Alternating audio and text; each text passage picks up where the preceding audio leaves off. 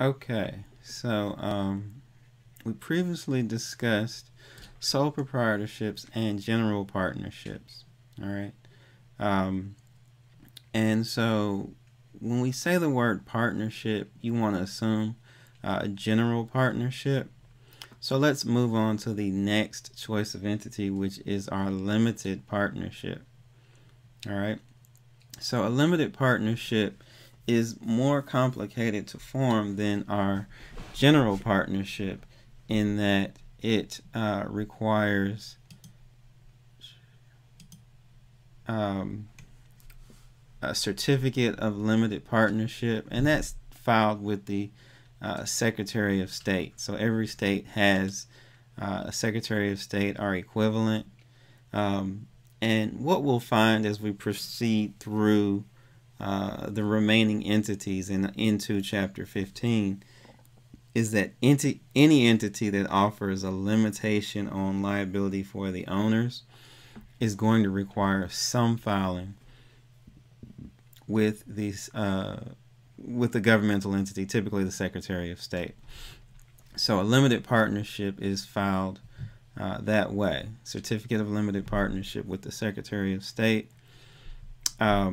And the way a limited partnership is structured is there still is a general partner, and there must be at least one at all times. All right. Now your general partner has liability just like all partners in a general partnership, hence the name. So in this entity, at least one partner still has unlimited personal liability. All right. But the limited partnership enables the adding of limited partners who do not have unlimited personal liability. Their liability is limited to their investment in the partnership. All right. And honestly, they look a lot like investors. They contribute money, maybe property, but they aren't responsible for, they don't have, generally don't have managerial votes, except for certain things laid out in the partnership agreement.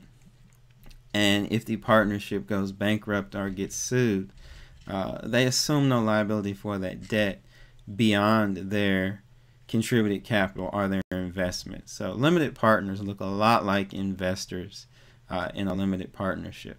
All right.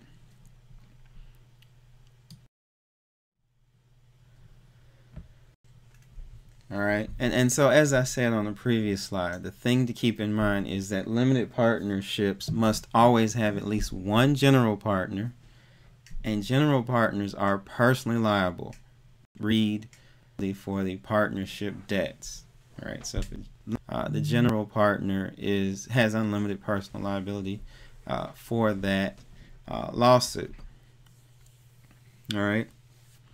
Okay, so that's the limited partnership. It is also worth noting that all the default partnership rules that we talked about from the March 13th lecture, those still apply. Right, it's just we're adding partners that are essentially investors that have limited liability. Okay, we're going to move on to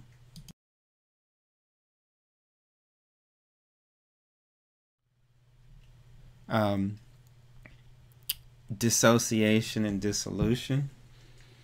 And so the idea here is that if the limited partnership only has one general partner and that general partner leaves, the limited partnership has to cease to exist. Right? It will dissolve. The only way around that is if another partner agrees to step into the general partner role, or all remaining limited partners agree to continue the business as a general partnership, all with unlimited personal liability. All right, so the idea here is that there must always be at least one general partner with unlimited personal liability. All right, and the default rule is that general partner can leave, that's dissociate,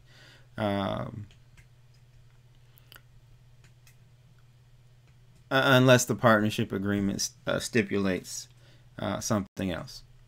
All right.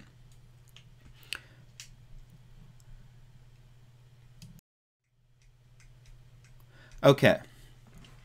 So let's talk about limited liability partnerships. It is worth noting that limited partnerships are commonly abbreviated LP. Limited liability partnerships are commonly abbreviated LLP. So if you're ever at a business and you see LLP behind the business name, you know you're dealing with a limited liability partnership. All right. So the limited liability partnership is, and kind of what we're seeing here is the we went from the general liability for all partners to the limited partnership, limited personal liability for the general partner, and now we're talking about the limited liability partnership, which has limited liability for all partners. Now, let's talk about the formation. The formation for a limited liability partnership is very similar to that of the limited partnership. It must be formed with the filing to the Secretary of State in that particular state. Right. The slide does reference pass-through entity for tax purposes. All partnerships are. So the limited liability partnership is, the limited partnership is, or the general partnership would also be. All right. The difference here, personal liability of the partners is limited. All right. So if I am a partner in a limited liability partnership, and accounting firms are common, and so some member is negligent, malpractice. So the partner assets are safe. All right.